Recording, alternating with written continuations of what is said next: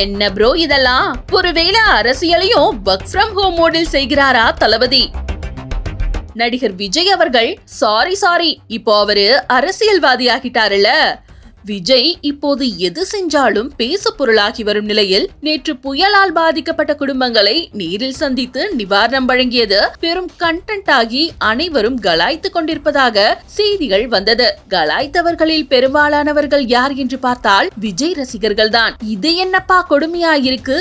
எது நடந்தாலும் விஜய்க்கு சப்போர்ட் பண்ணி முட்டு கொடுப்பாங்களே, அவங்களே ஏன் கலாய்க்கிறாங்க என்று விசாரிச்சப்ப சில ரசிகர்கள் என்ன சொல்றாங்கன்னா, தளபதி நடிகராயிருந்த வரைக்கும் சரி, ஆனா பொது வாழ்க்கைனா நேரம் காலம் பார்க்காம களத்துல இறங்கி வேலை செய்யணும். இன்னும் நடிகர் மாதிரியே சொபஸ்டிகேட்டா உதவி செஞ்சா எப்படின்னு சொல்கின்றனர். இன்னும் சிலர் தலைவர் பாதிக்கப்பட்ட பலரின் வீடுகளுக்கு நேரடியாக சென்று உதவி செய்தவர். சென்ற வருடம் தூத்துக்குடி, திருநெல்வேலியில் மழையால் பாதிக்கப்பட்டவர்களுக்கு நேரில் சென்றே நிவாரணம் வழங்கினார். இது அன்பிளான்ட் என்றும் அதனால்தான் நேரில் பார்த்து வழங்கினால் அவர்களின் கஷ்ட நஷ்டங்களை நேரில் கேட்டு தெரிந்து கொள்ளலாம், அதற்கான சொல்யூஷன் தேடலாம். தலைவர் நேரில் சென்றால் தேவையில்லாம ஜன நெருக்கடி உருவாகும், இதனால் மக்களுக்கு தான் அவதி.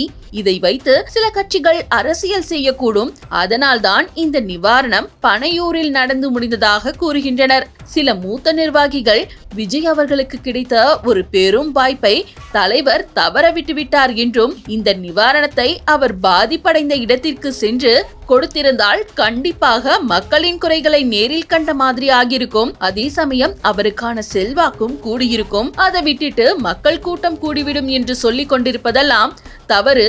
தலைவன் மக்களை அவர்களின் இடத்திற்கே சென்று சந்திப்பதுதான் சரியாக இருக்கும் என்று கூறுகின்றனர். ஆனால் political intentions are self satisfaction எதுவோ தளபதி உதவி என்று செய்கிறாரோ, மற்ற நடிகர்கள் போல தான் உண்டு தான் வேலை உண்டு என்று இல்லையே. விஜயின் முயற்சி பாராட்டுக்குரியது.